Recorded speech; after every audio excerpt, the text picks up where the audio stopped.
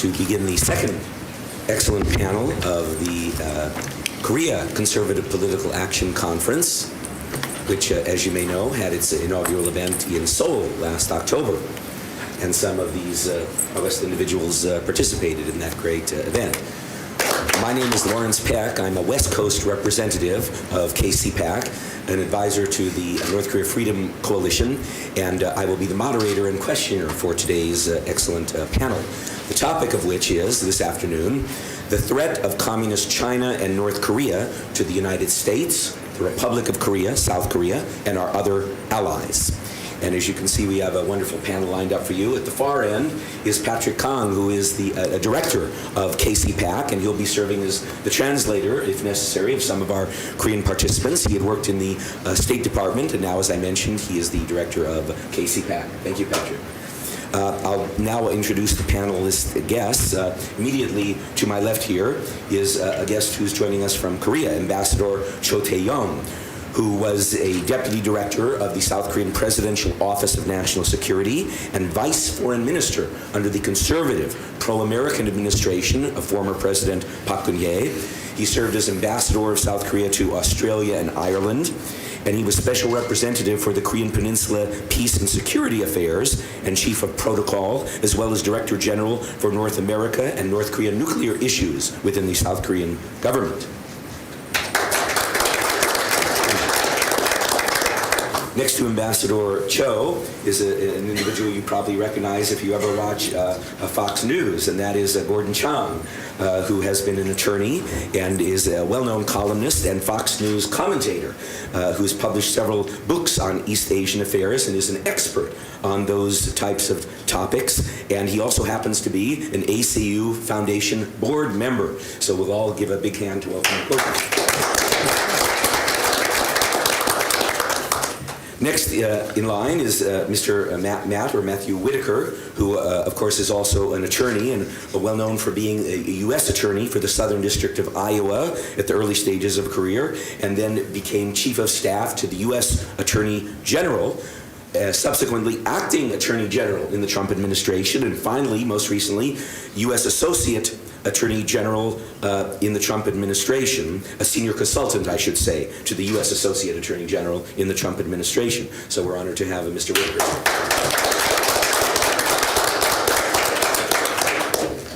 Next to Mr. Whitaker is another guest we have from my home state out in California, Mr. John Cha, who's a commentator and writer on South Korean politics. He happens to be an award-winning translator of Korean literature and poetry into English, and he's a biographer of several U.S. and ROK leaders. He's also a board member of the Intercultural Institute of California. Welcome, Mr. Chan.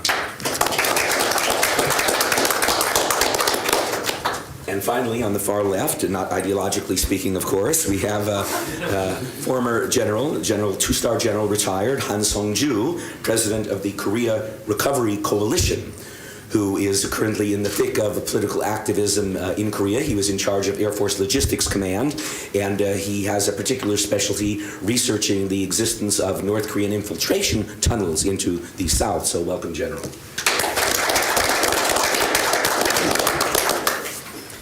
We'll begin now with our thread, and the first question I would like to pose to all of the panelists, or any who would like to comment on this particular issue, is what new or other steps should the United States now take in order to secure the complete, verifiable, irreversible denuclearization of North Korea? And we can start perhaps from this side with Ambassador Cho. Well, North Korean nuclear issue has bedeviled us for 3 or 4 decades already, and there have been many attempts at trying to resolve this issue through pressure and through negotiations.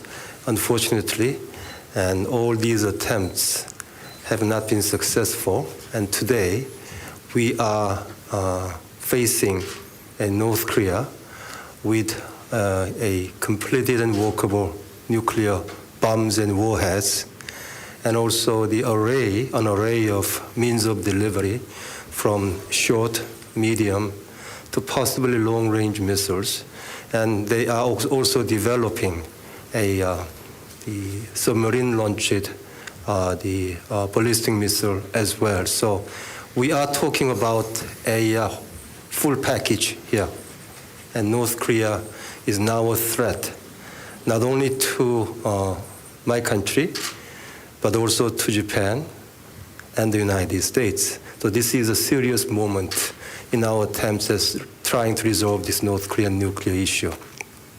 Having said that, now that North Korea inscribed into their constitution and the party statute that North Korea is an indeed nuclear weapons country. So that means trying to win these weapons away from North Korean hands will be all but impossible. These extraordinary times and challenges, of course, require extraordinary actions on the part of peace-loving nations, including South Korea.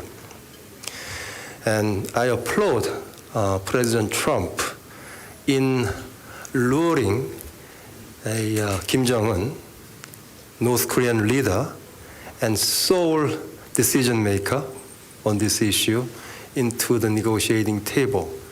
Yes, in the process, Kim Jong-un was given certain stature and legitimacy in the international arena, sitting down with American president has been a dream of North Korean leaders. But this was not for free.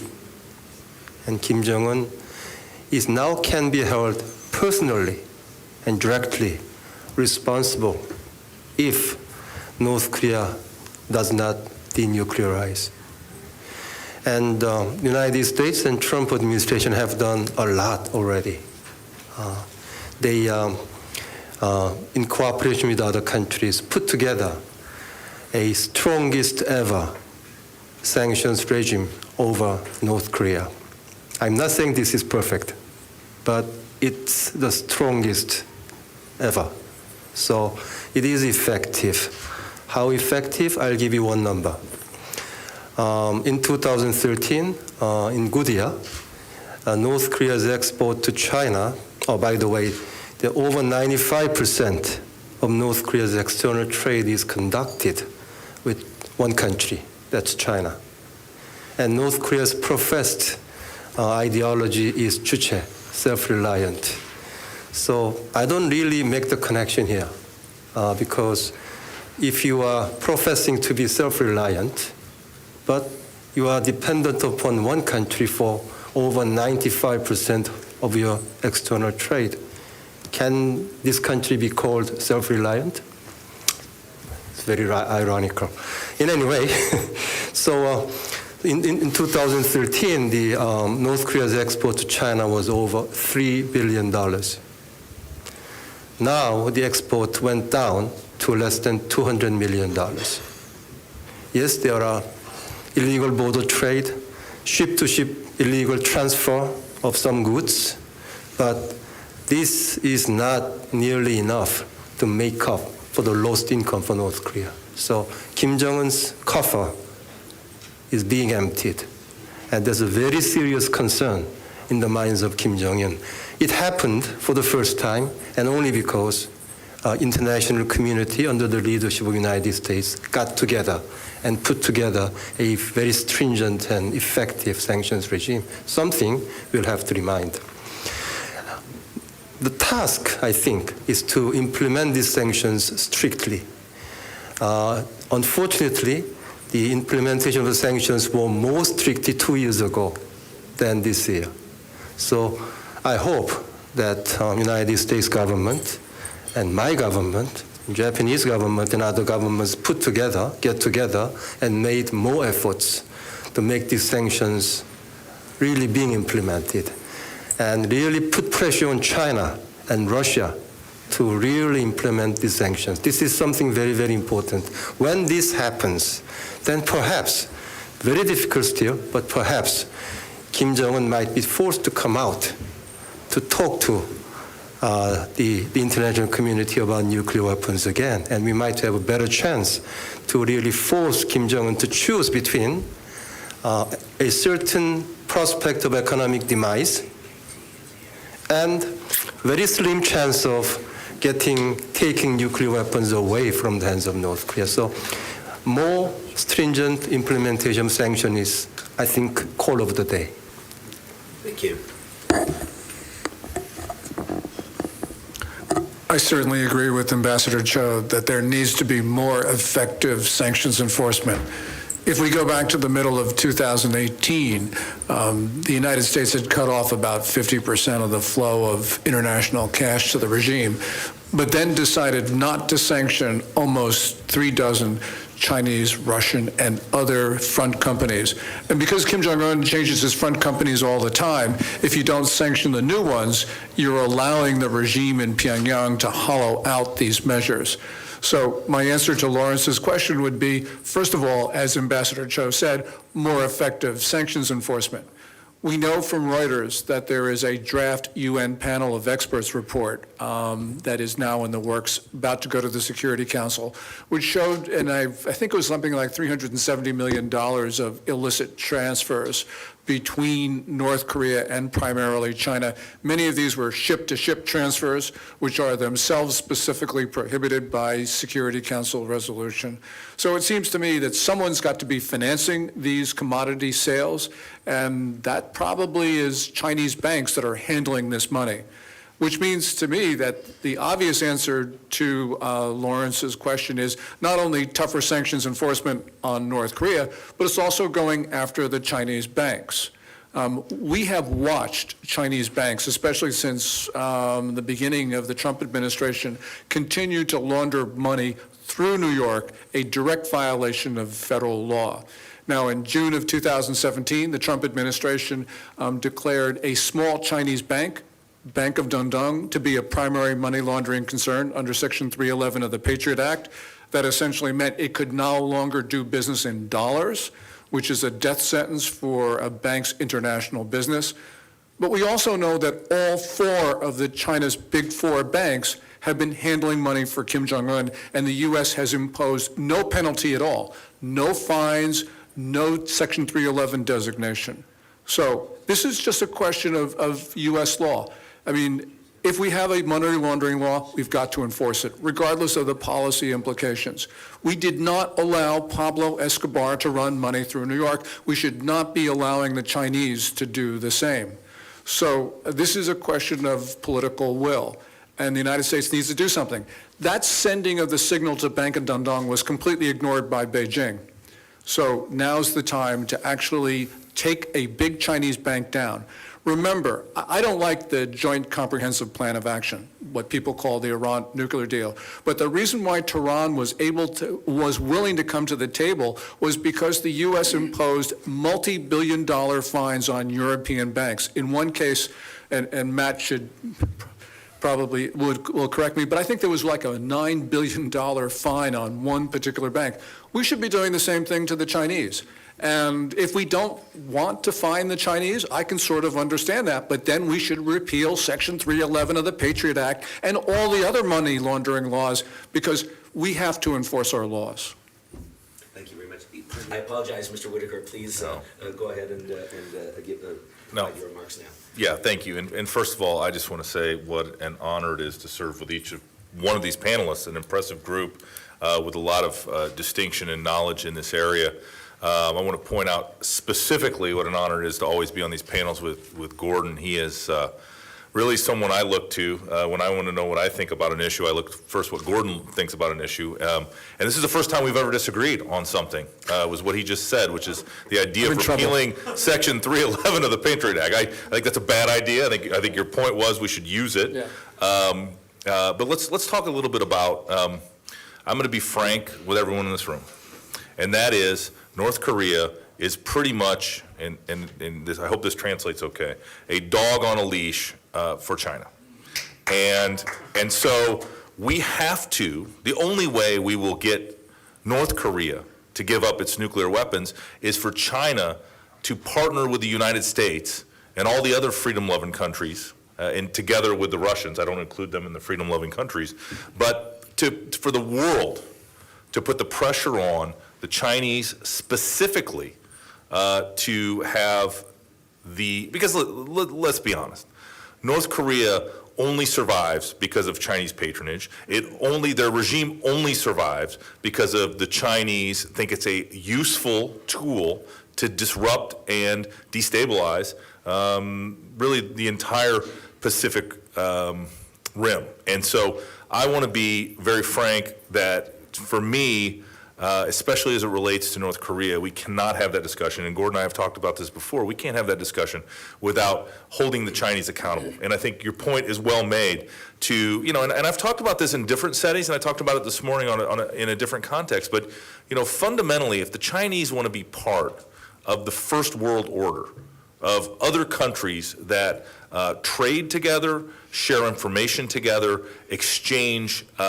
citizens' ideas, then they're going to have to participate as a true first world country. And I don't see that happening. I have, and this is, if I could predict the future, I wouldn't be sitting here right now. I would be playing the stock market or doing other things to make money. But I really do believe that unless the Chinese are willing to play by the rules, the international rules and the international community, and really the rules that have made the world, that all ships have been rising on the rising tide of world trade and a common set of beliefs that Europe for a long time and the United States and many other countries have prospered under, until China not just takes advantage of that, but also plays by those rules. I think that's when we're going to end up with a much better relationship, not only with China, but I think you will see quickly the North Korea problem go away and ultimately be denuclearized. I am pessimistic about that, and I'm sorry. I see really ultimately competing world superpowers, maybe not to the extent that we saw with the Soviet Union, but at the same time, the communist Chinese share a common doctrine with the former Soviet Union, and so I don't know why we would expect the outcome to be any different. Thank you. Well, I agree. First of all, I appreciate being on this panel with the distinguished panelists. Gordon.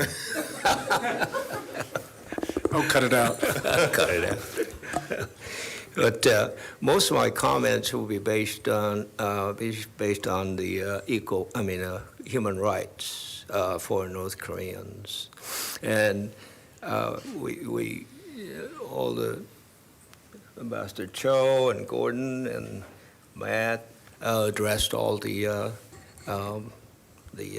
good points up to now, but I want us, U.S., to exploit weaknesses of Kim Jong-un and put more pressure on him. And one of these weaknesses is that he is no longer considered a god among North Korean people. And let me explain that a little bit about that. With the nukes, Kim Jong-un has been teaching or telling his people that with the nukes, everything will be resolved. I mean, he's been brainwashing, I guess that would be the more accurate term for it, brainwashing the people that once we are the nuclear nation, now we can succumb the U.S. to give us all the economic aid we want. And the North Korean people believed this until Hanoi. And when he came back from Hanoi, the people of North Korea was very disillusioned. And Kim Jong-un actually made a comment that he was only human. And this, I credit President Trump, the way he handled Kim Jong-un. And I see a lot of hope in that. I mean, President Trump is the first one who could actually talk with Kim Jong-un and got him to admit to the people in North Korea that he was not a god. And this was huge.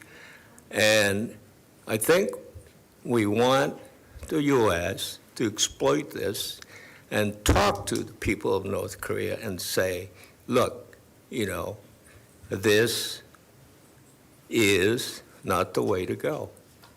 And I mean, it's more complicated than, you know, what I'm proposing. But the people of North Korea are, like I said, disillusioned, and we need to help the people to realize that nuke is not very helpful. And a lot of them do realize that, you know, what are you going to do with the nukes? Can't eat them. Their primary concern is food, and like any other people. So that's what I wanted to throw out there, that we should exploit Kim Jong-un's weakness on that. Thank you. Please, General.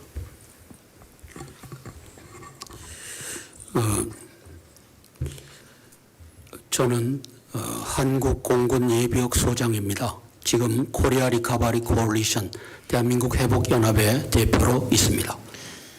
Hello, everyone. My name is Han Sang-ju. I am a former two-star general of the ROKAF, Korean Air Force, and I am spearheading the organization called Korean Recovery Coalition. 김정은이는 시진핑과 연합하고 문재인과 연합해서 북한을 핵 보유 국가로 만드는 노력을 이제까지 해왔습니다. So Kim Jong-un has put so much effort to develop and possess the working nuclear warhead and devices along with Xi Jinping of China and Moon Jae-in in South Korea.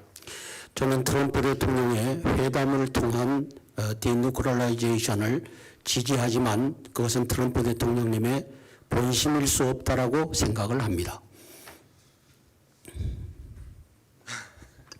So I heard President Trump saying that the denuclearization of the Korean Peninsula is absolutely necessary, and I agree with him, but I don't think that is absolute intent. 강명도 교수라고 2002년도에 귀순한 고위급 귀순자가 있습니다. 강명도. There is an individual named Kang Myung-do who defected North Korea in 2002. 1월 중순쯤에 그가 방송한 내용을 우리가 주목할 필요가 있습니다. And we probably need to pay attention to what he had to say while his message was being broadcasted. 김정은이가 크리스마스 선물을 트럼프 대통령에게 보낸다고 했는데 20일이 되도록 침묵하는 이유를 알았다. He said he finally understood why there was no messages from Kim Jong-un after 20 days of the message saying that the United States will receive a very special gift on the Christmas day. 지금은 2달이 넘었는데 2달이 넘도록 크리스마스 선물을 못 보내고 있는 이유를 강명도 교수는 이렇게 얘기하고 있습니다.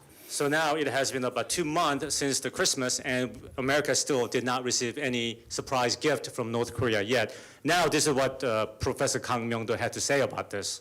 시진핑이가 김정은에게 4월 15일까지 아무 도발도 하지 말고 기다려라 라고 지령을 내렸다는 것입니다. He stated that Xi Jinping had ordered Kim Jong-un not to do anything until this April 15th of this year.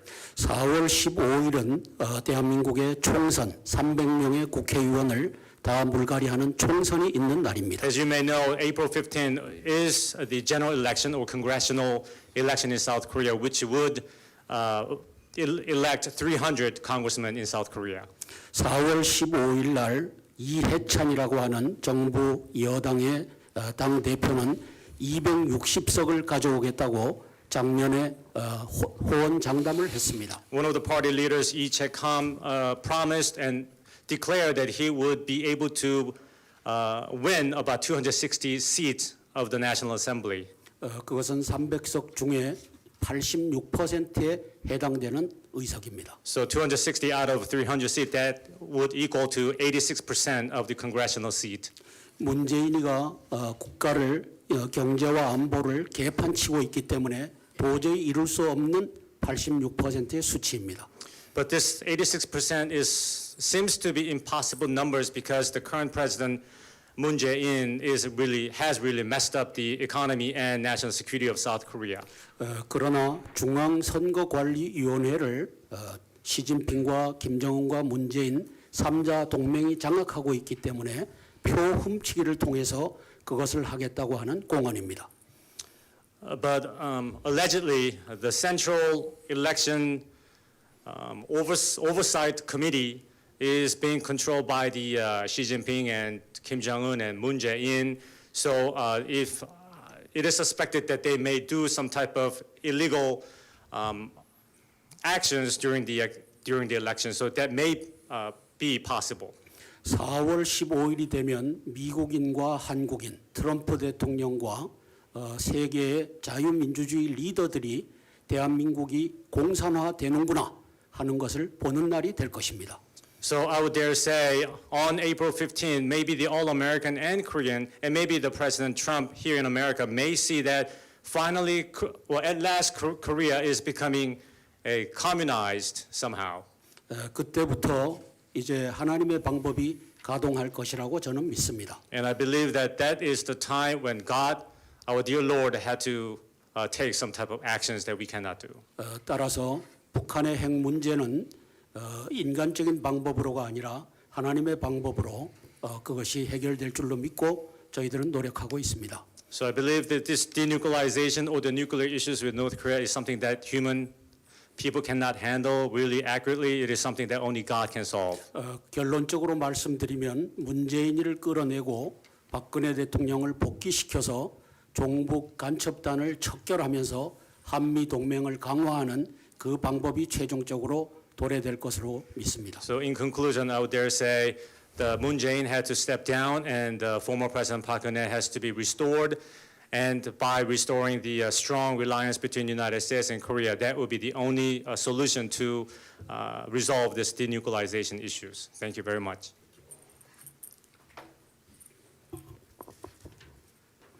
I'm very interested to hear the quite different, I think, interpretations and analysis of everyone at this table. And rather than to repeat other things that others have said, I'd like to take it from a slightly different angle, which is what is the United States' interest in China and the People's Republic of China, and where might that relationship go, knowing that the relationship between the United States and Korea is really a subset or is affected greatly by the relationship between the United States and China, as is every relationship in the world. I do believe, and I know President Trump believes, that the U.S.-Chinese relationship is the most important one for the next 20 years. And getting it right in the sense of avoiding conflict is the priority certainly for us. Getting it right, however, and avoiding having the Chinese emerge from this period as the world's sole superpower is also to be avoided by us. And Trump, although he doesn't pay credit to Reagan, looks, I believe, and I've worked for both men, so I know I'm quite familiar with the policies, that he looks at the relationship with China similarly to the way the United States and Reagan looked at the relationship with the Soviet Union, that the United States has an economic advantage, we have a technological advantage, and we have allies instead of vassals, which is all the Chinese have, and it's all the Soviet Union had, and that if we can first look out after our own interests with China, and that will be our priority, to get that one right, and that then all else flows from that. So I think that where the United States-China relationship will go is in one of two directions. Either we can find, because we, the United States, working with the other free market democracies in the world, stand up to China and demand that China change and play by the same rules that we're playing with. Or it doesn't. And then the United States and China have two very different systems, two very different worlds, and I don't know which is compatible. Now, when Trump thinks about this stuff, he doesn't think about it in these sort of Foreign Policy Institute, Council on Foreign Relations depth of thinking. He sort of gets there instinctively. But the problem that I see as an analyst with China and the United States going forward is the two very different systems, free market capitalism versus state capitalism, where the Chinese government has access to and can demand information and give orders to any company in China, whereas the United States, it's just the opposite. And so are those two economies and two different approaches to life compatible? I don't know. I don't know the answer to that. I hope for all of our sakes, for the world's sake, for the Koreans' sake, Japan, United States, everybody, that we can find a way that we are compatible. But that is a very different and very big question. And let's say we're not compatible. Let's say that the Chinese, because they don't feel they need to or they don't want to, they feel that they can continue to access U.S. technology by buying it, by stealing it, by playing very differently by the rules. Let's say that the Chinese think that they're already inevitably the most powerful country in the world, the most powerful economy in the world, the biggest population in the world, potentially the strongest military in the world, and having that kind of economic and military clout can then dictate to the rest of the world the conditions by which they trade. That is the big question of the next 20 years. Can the United States, and not just the United States, but the United States and our bloc, can we coexist with the Chinese with very different systems of government? And I think it's up for grabs. If we waited 5 years, let's say Hillary Clinton had been president, and she would have continued to not stand up to China. They would have continued to have a strategic patience doctrine with North Korea, and they would more or less have continued where they were and the trajectory we were going on. Then I think 5, 7, 10 years from now, the Chinese would be too powerful to challenge. Their economy would be too large. They would have, militarized, I think, the South China Sea. They would have consumed and dictated the terms by which Middle East oil got to market, and the United States would not be in a position. We would go to conferences, we would make speeches, we would have negotiations, but the Chinese are a ruthless people, and they are not going to be as generous managers of the international community as the United States has been. Look at how they deal with their own people. Look at how they've dealt with Hong Kong. Look at how they deal with their own people, the Muslim majority. They're not going to listen to the interests and demands of the free world if they are in a position to dominate the world economically. So I don't really have an answer as much as I'm throwing out some questions. I know Gordon Chang has written and thought about this in great detail about whether we can live in a world with the Chinese where we are both superpowers with very different systems, or whether the United States needs to go in a different direction. But I just throw that out as thoughts, something to ponder, something to be terrified of if we can't find a way. I don't think the next war is a military war by any means. I think we've kind of gotten over that. But the next war will be a cyber war. It'll be a biological war. It'll be a technology war. It'll be a digital war. And it will be just as devastating, as, if not more, than other wars in our past, which are kinetic wars. Thank you. Thank you very much. I had intended actually to ask an additional question about the types of pressure which the U.S. may apply to China, which in turn would pressure the North Koreans to denuclearize because of that, what was once called a lips and teeth relationship between the two countries. But several of the panelists have already very adequately answered that question, so I'd like to shift gears a little bit within the broader topic and focus on the South Korean role in terms of countering the threat of China and North Korea. And I would like to ask the panelists if they believe there is, or if they're concerned by, what some see as a trend of the current South Korean government, the leftist regime of Moon Jae-in, to slightly shift closer to China and perhaps turn more away from the U.S. So I would like to ask you to comment on that particular issue, please. Beginning with you, Ambassador Chu. Well, if you ask Korean people, what do you remember as Chinese actions recently? And they'll probably say, except the coronavirus spread, that's the latest development. But other than coronavirus, they will say that, yes, we were subject to rather severe economic retaliation from China because we made a sovereign national security decision to have a missile defense system deployed on the Korean Peninsula, which is entirely within our own right. And Korean people began to see China in a different light since then, because China, some Korean people believed China was a benign power and can be a benign power, a neighboring country we can work with, like we have been working with the United States. But after this episode, then majority of the Korean people are looking at China in a very, very negative way. So much so that according to one poll taken by the way, American Institute, that ASEAN Policy Institute in Korea, when they asked Korean people whether do you like to align with China, do you like to align with the United States, over 90% said that we like to align with the United States in 10, 20 years' time. Less than 15% say that we may have to align with China. So that's the public opinion, the public opinion situation among the Korean people about China. So I like that. That's one thing. Two more things. One is that Korean people saw that Xi Jinping said to President Trump at Mar-a-Lago that actually Korea was once, for a long time, a territory of China. It didn't make headline news in the United States, but it did made a very impactful news in Korea, because Korean people do not believe that that was historically correct, and that's really revealing something. How can I put it? Maybe sinister about China, because if you say not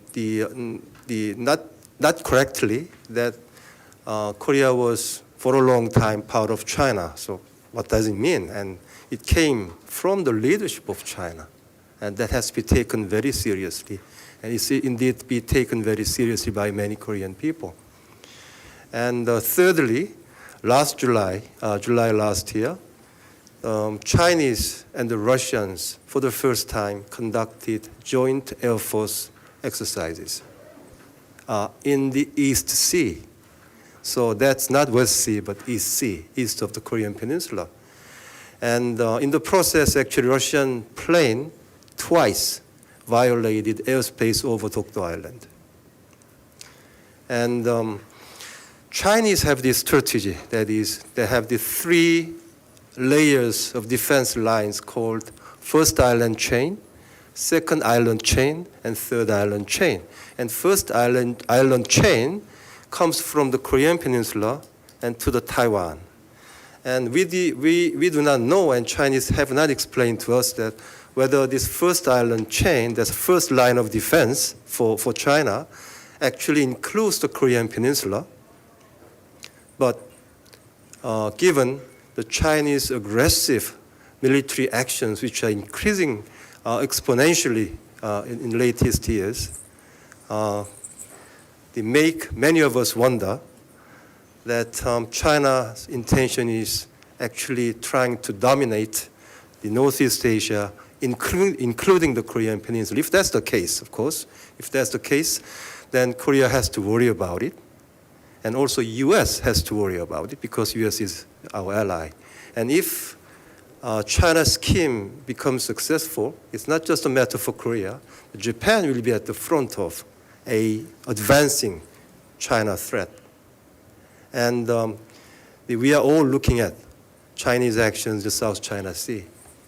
And finally, when the issue of South China Sea came up, I asked the Chinese diplomats and Chinese officials, I really do not understand the nature of China's, legal nature of the China's claim on that vast body of water. Is it legal claim that you are making? Is it any other claim? The answer I got was, it's a historical claim.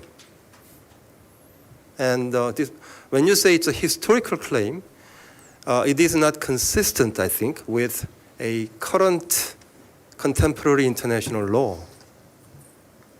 And if China doesn't abide by international law, then ROK really has to worry about China's strategic intentions in the years to come.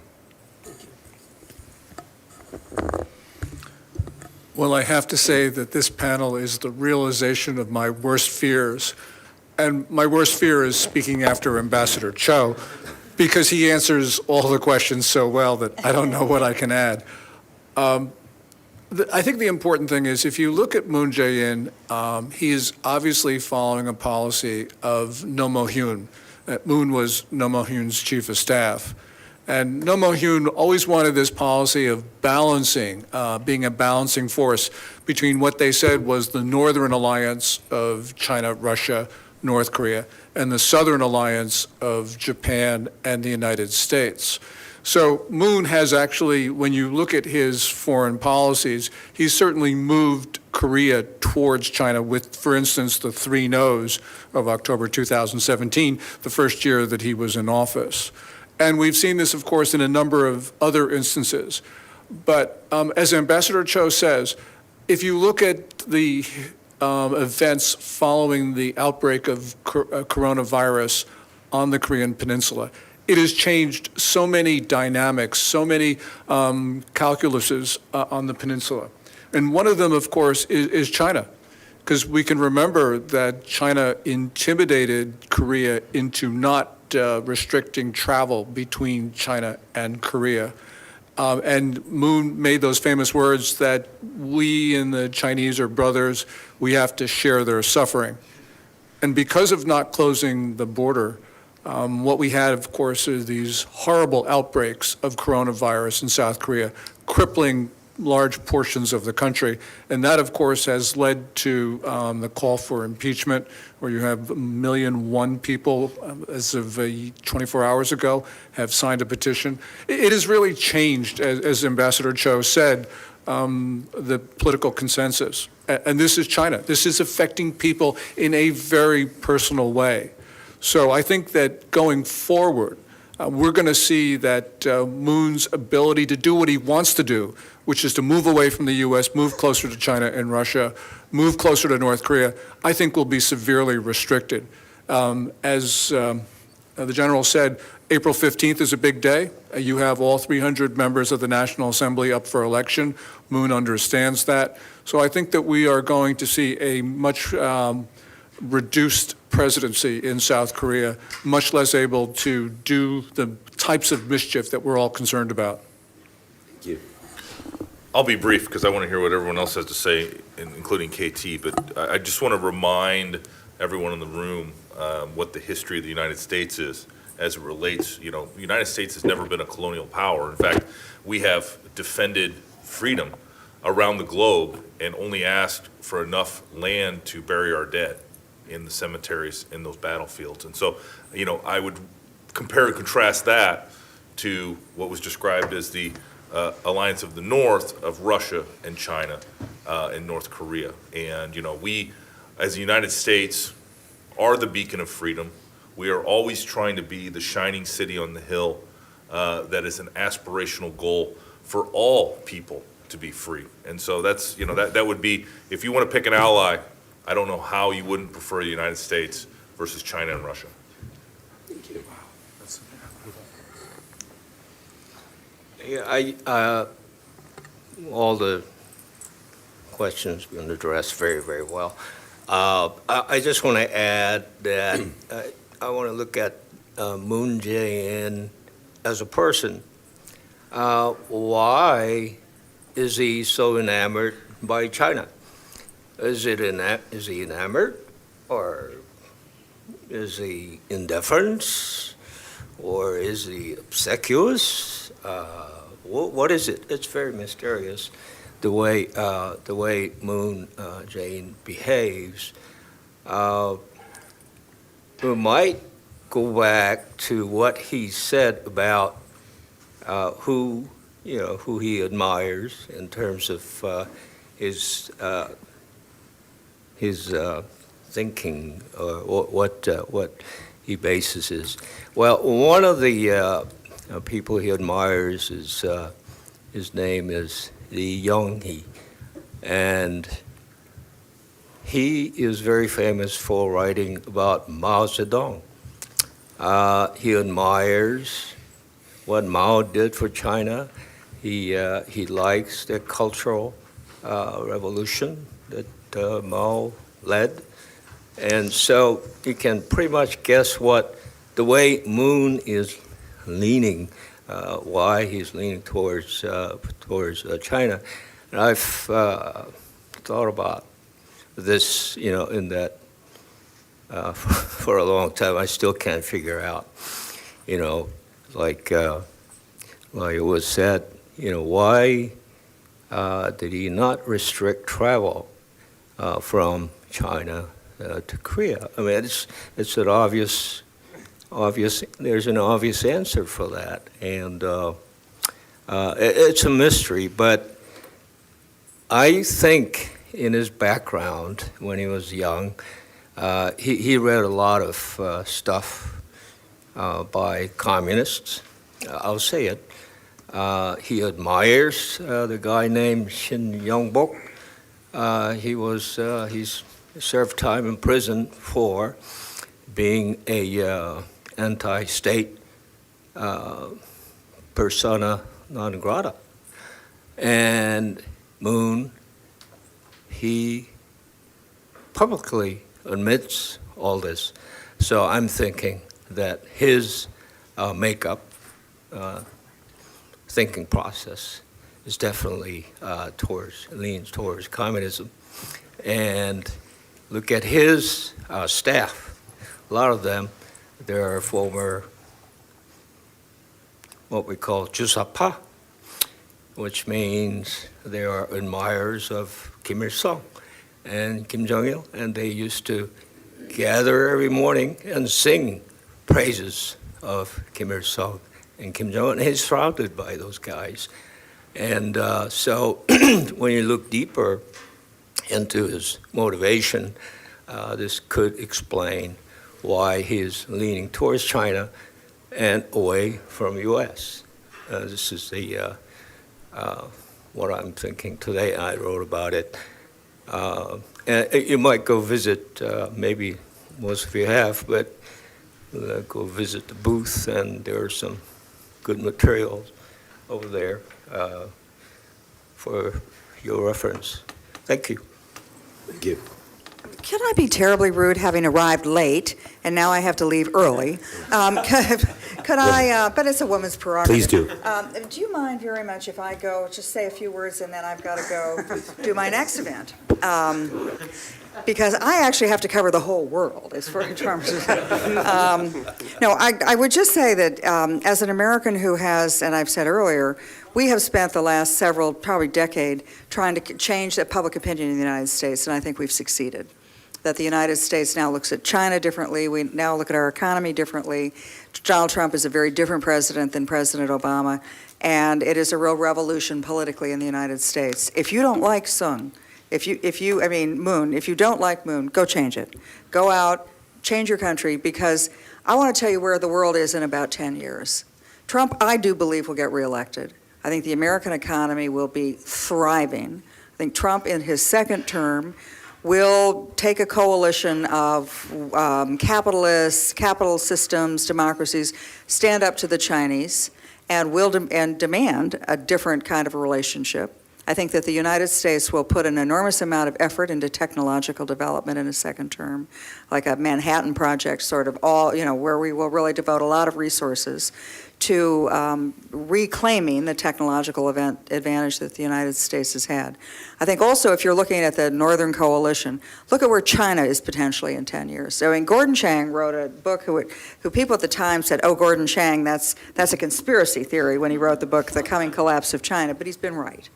And China has had a very nice run for about the last 3 or 4 years, where they've gone to the international organizations, they've gone to various world meetings, and they've pranced around the world saying, we're the model for the world, we're the great nation, we're the model for rapid development and economic development and peace and security, yada, yada, yada. The United States, your days are finished. I mean, those of us who have traveled to China in the last couple of years, it was very clear that the reception that we would get from Chinese leaders to say, basically, America, your day is over, you're finished, you're yesterday's news, we're the world of the future.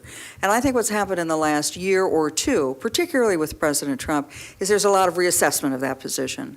Hong Kong was a dirty, bloody nose for China. China had said to everybody, 2 systems, 1 country, we're going to respect the rights of Hong Kong. Well, they clearly didn't. And if you're in Taiwan, how are you thinking right now? That's a very big black mark on the world stage of a country that was supposed to be leading the world in the future. The second thing is that their economy is slowing. And that the United States, with Trump, he is not afraid to use the economic warfare weapon, and he will continue to use it until I think he gets the arrangement and deal that he wants. The next part of it, though, is this coronavirus, and I think that the implications and repercussions are going to live far longer than the virus itself will. And that is that a totalitarian system cannot deal with criticism and change. And when the Chinese have I think foolishly in the long run, perhaps wisely in the short run, while they have let this happen to the world, and who knows what the original origin of this is? Is it a biological weapon went bad, or is it just bad animal husbandry in China? Who knows? But the fact that they are the source of it and the world is now coping with it, I think all those things together, China is no longer looking like the bright golden boy that it did 3 or 4 years ago. So my encouragement to all of my Korean friends and you've made the trip, you've made the effort, you're activists in your own country, go do what we did. And what we still have to do now that Bernie Sanders has popped up. But you'll have to make the debate. Go in your countries. Convince them of why what they've taken for granted. You know, your generation, not my generation, your generation has taken for granted democracy, freedom, prosperity, life is getting better. They kind of think it's their birthright. It's not. So go make the case to your own people. Elect a good leader. I'm not going to get into the middle of South Korean or anybody's domestic politics. Go elect the right leader that you think is going to give you a better future. And then we can have a very different relationship going forward, because the United States is eager for that relationship. We are eager for you to stand up as our allies and our friends. We are not going to do it for you, nor should we. You're capable of doing it yourself. Look what Korea's done in the last 30 or 40 years. This has been a miracle the world can't even believe. So continue to do it. Know that you have to fight for freedom in every generation, and go out and do it. And now I'm going to go do my next event. I think I'm going to go save the train. Thank you very much for joining us, Ms. McFarland. Thank you. General.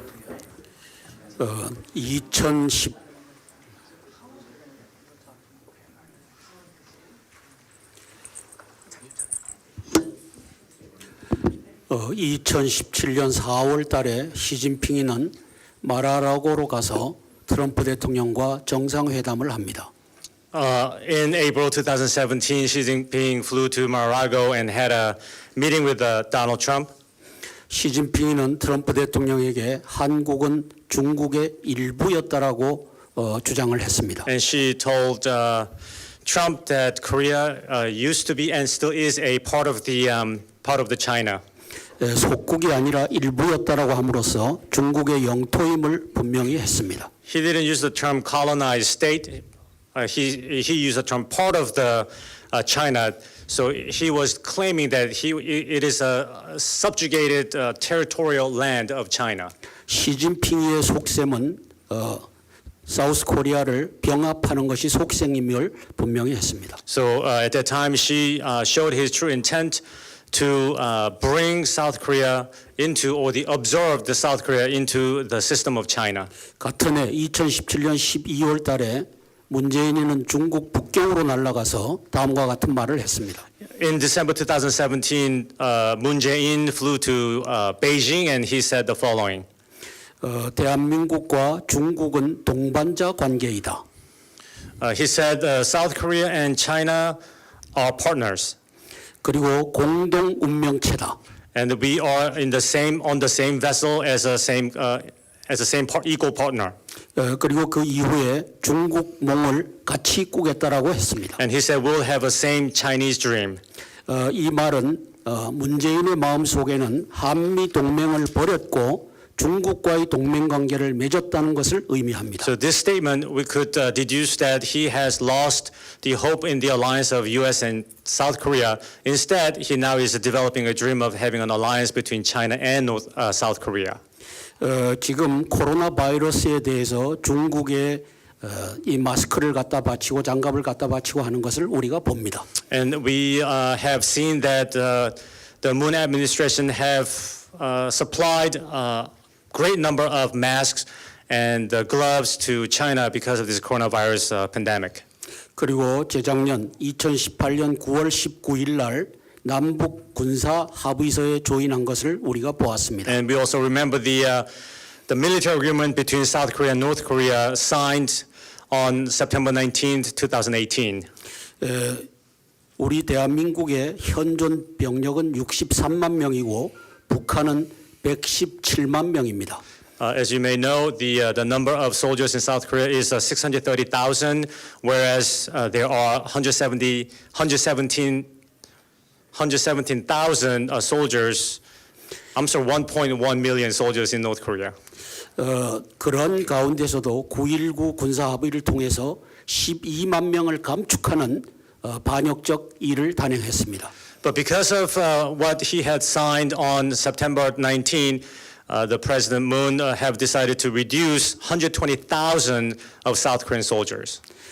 따라서 문재인이가 중국을 버리고 미국 편으로 돌아설 일은 절대로 없을 것입니다. And I don't believe that the President Moon will turn away from China and work with the United States. 따라서 문재인 제거만이 답이고 방금 한국민들이 문재인이를 제거해야만 된다라고 하는 얘기로 제가 들었습니다. So the only solution we have is to bring Moon Jae-in down from the power in office, and that would be the only solution that South Korea people will have.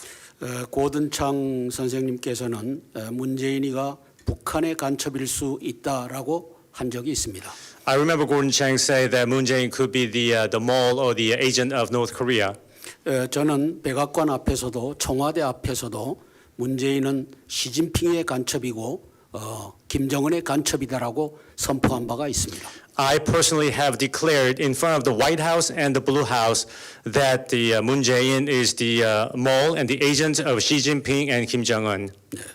따라서 문재인이가 친미로 돌아설 일은 없다는 것을 갖고 정책을 수립해야 될 것으로 조언합니다. So I'd like to ask the American policymakers to come up with many useful policies, knowing that the Moon Jae-in will never be a pro-American. Thank you. Thank you. Before we go to some audience questions, I'd just like to ask our distinguished panelists if they have any final or concluding remarks that they'd like to make. Beginning with you, Ambassador. The alliance is very, very important for the Republic of Korea.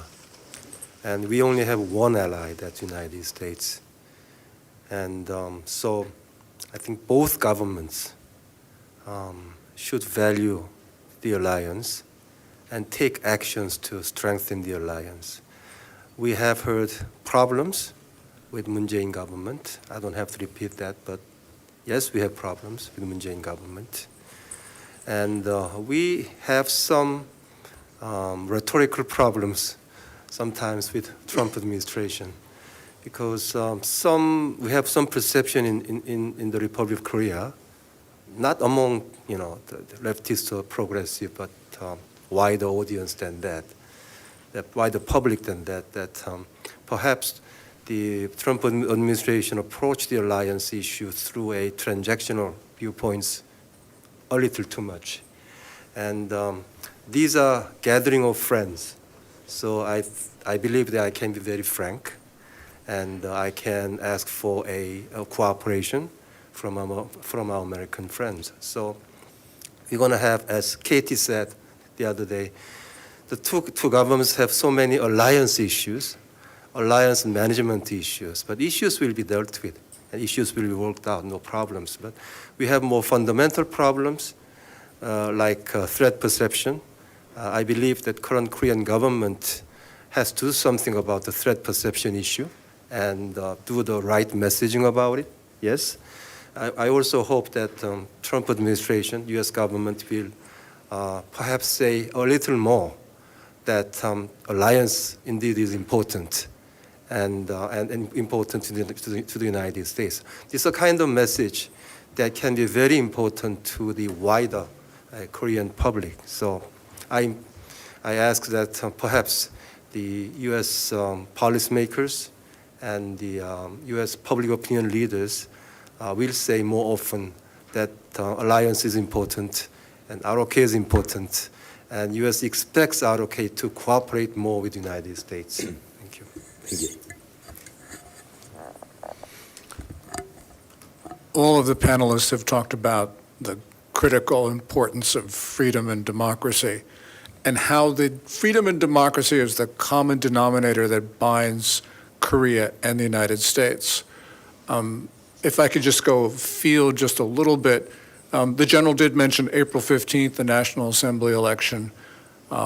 You would think because Moon is so unpopular that he would fail to hold his majorities in the National Assembly, because his Democratic Party of Korea is the largest party, and especially when you consider the affiliated leftist parties, they hold almost 2/3 of the seats. 2/3 is really critical because the South Korean Constitution provides that an amendment of the Constitution will be sent to a referendum of the people of South Korea if that amendment receives at least 2/3 majority. And we're very close to that 2/3 line. We know that Moon Jae-in, from all of his public statements of talking about unification of North and South Korea, and from what we have just heard from the general, this means the end of the alliance and moving South Korea, North Korea in a unified state towards China and indeed Russia. Because Moon Jae-in, the referendum of the people is only a 50% vote for approval, which means that Moon, because he's counting the votes, will get that 50% come hell or high water. So this April 15th election is absolutely critical. This could be the last election in South Korea. And since this is the Political Action Conference, this is, as KT said, a time for Koreans to mobilize themselves to save their democracy, because this could very well be the last chance. Thank you. Well, that's pretty dire, Gordon. Dire, but possible. Yeah. I'm not saying it's likely, I'm it- just saying it's possible. And it's really a call to action that all freedom-loving South Koreans do their part. And this is one of the messages as I travel around this country, and was lucky to visit the Republic of Korea earlier this year, or actually last year. For KCPAC. Yeah, for KCPAC. But I mentioned, and I mention this everywhere I go, and that is sort of, I don't sit here as someone at the end of my career that's telling you sort of my wisdom and sort of all the things that I've learned throughout my life in the federal government and as a private citizen in the United States and as a candidate for federal office. I tell this as an activist, somebody that is participating today to win state houses and U.S. representative seats, U.S. Senate races, and participating in this presidential race. I would say the message is to join us in this fight, to join us in this effort, and to, if you think that you're doing all you can, get out of your comfort zone and do more. One of the things that I have promised my friends back in Iowa, my home state, is that one of the reasons I've run statewide in Iowa is because I don't like knocking on doors. But I've promised I'm going to go back in October and I'm going to knock on doors in Iowa and I'm going to talk to voters and I'm going to convince them why our vision, the conservative vision for the future, is much better for people all over the United States, all over the state of Iowa, and all over the world. I mean, I look at my 19-year-old daughter, Allison, here, and I know that one of the reasons I fight so hard every day to make this country realize its full potential is that so her future can be as bright as it is today. I mean, we are one generation. I mentioned this morning, we are one generation from losing it all. And I think in the Republic of Korea, it may be even less than that. It may be on the cusp, as Gordon points out. This may be the inflection point in your nation's history as to what direction you go.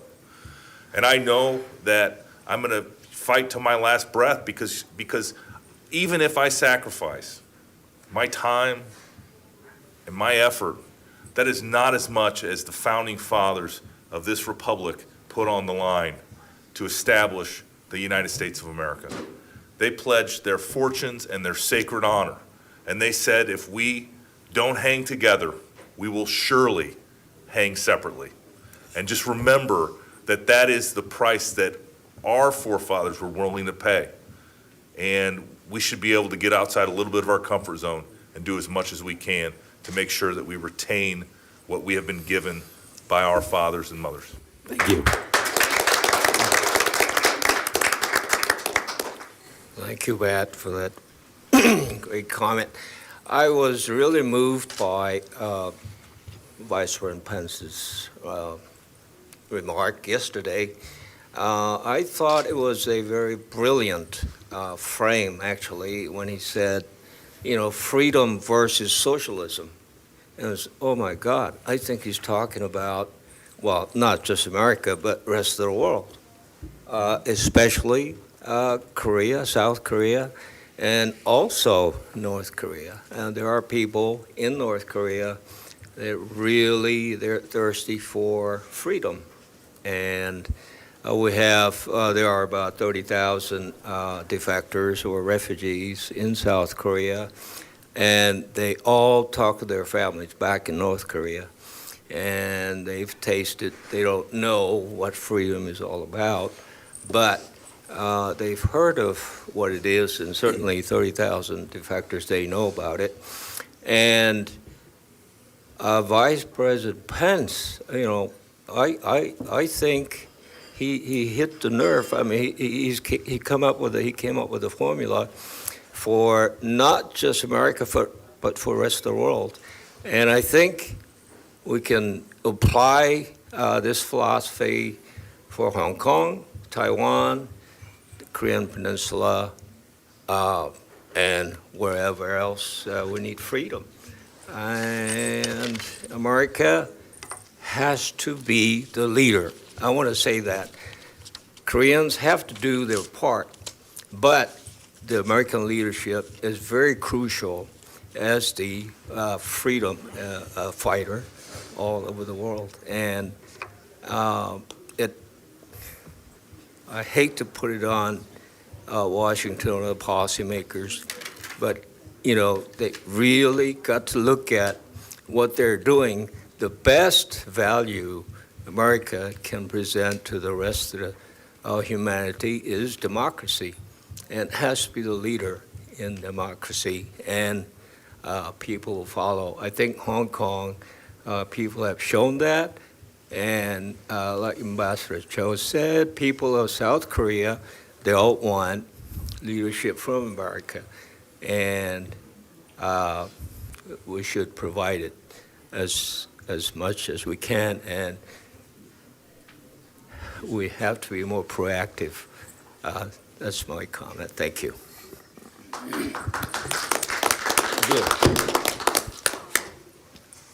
저는 젊어서 전투기 조종사로 생활을 했습니다. When I was younger, I was a fighter jet pilot. 매 순간마다 한미 동맹 속에서 살았습니다. And I lived and breathed the alliance of the United States and South Korea on a daily basis. 전투 기동을 할 때도 미군 조종사들과 함께 대한민국 영공 수호를 위해서 날랐습니다. And I flew and protected the land of South Korea alongside with United States pilots right next to me. 장군이 되어서도 제 마음 속에는 대한민국 대통령과 미국 대통령이 함께 공존했습니다. When I became a general, I served both the President of South Korea and President of the United States.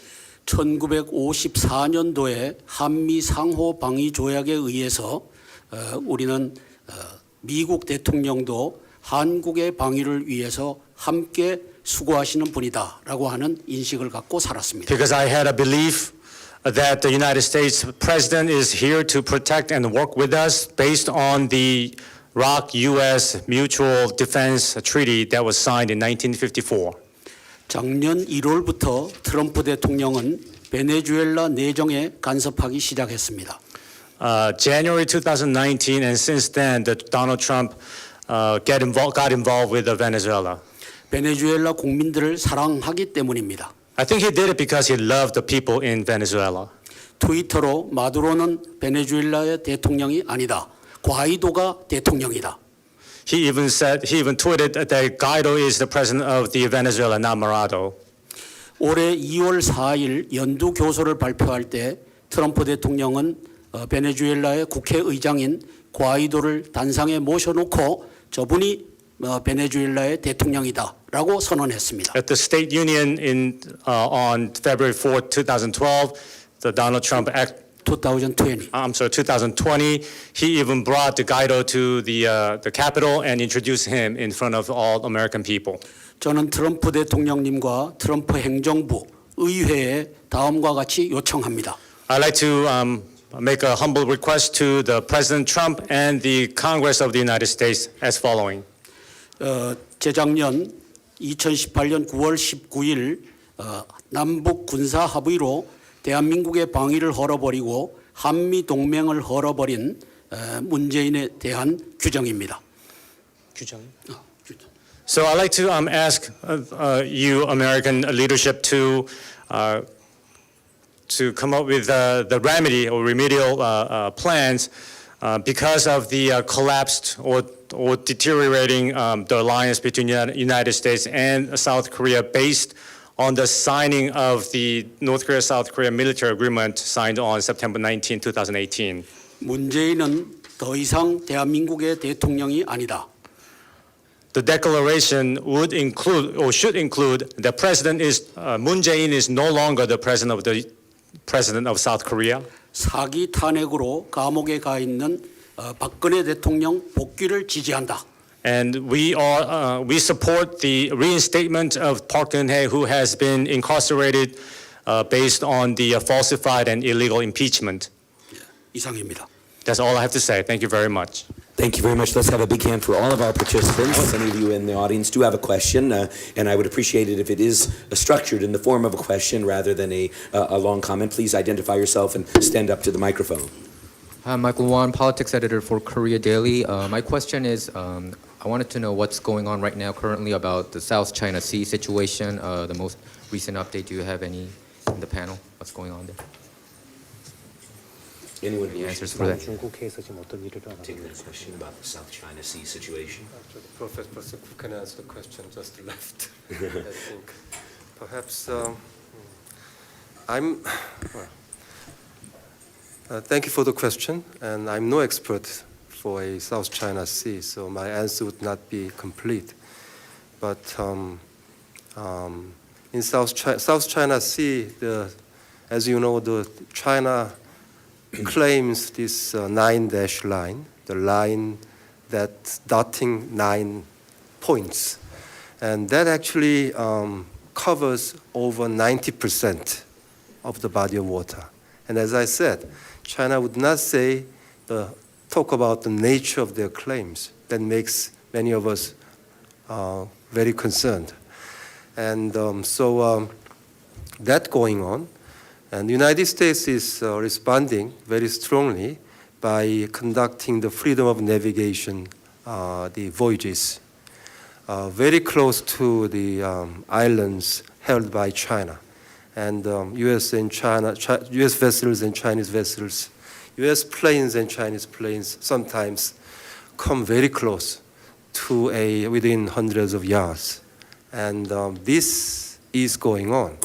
But from Korea's standpoint, what is important is that South China Sea is a channel of transport, the essential of essential interest to my country, because we in Korea, there is not one drop of oil is produced, so we are dependent on the oil and gas whole of that from abroad. And over 80%, I think, of our energy supply is coming through that water.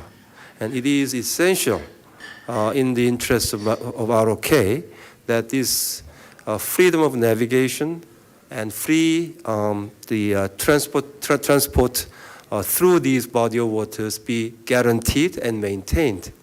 And U.S. efforts actually are trying to make sure that that really is going on. So this is very, very important operations from the perspective of ROK as well. So that's going on. What is concerning is that while U.S. is doing these freedom of navigation operations to challenge China's claims, and that's very important. However, what China is doing is actually making facts on the ground. They're making facts on the water, rather. So they militarize the islands they are holding.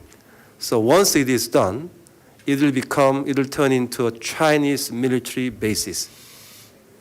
While U.S. operations are transient in nature. Basically, it just goes in a couple of days and come back maybe the next month, but Chinese bases are there, not going anywhere. So the whole strategic situation is kind of concerning. If in down the line, in 20 years' time, China's military bases will get strengthened and then going nowhere, working almost like a stationary the airplane carrier, while the U.S. is trying to challenge the China's claims.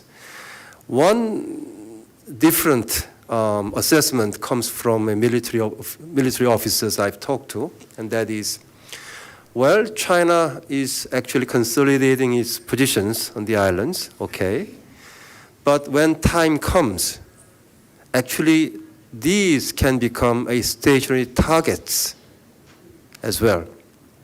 So this is, I think, give and take situation, but it's not sufficiently reported in Korean press, but I believe that this is an issue really very close to our hearts and to our interests. I'm sorry, we only will have time for one very, very brief question additionally. If there's anyone else who has one, please step up. If not, we will then conclude the panel. And once again, please thank our distinguished panelists for their excellent contribution.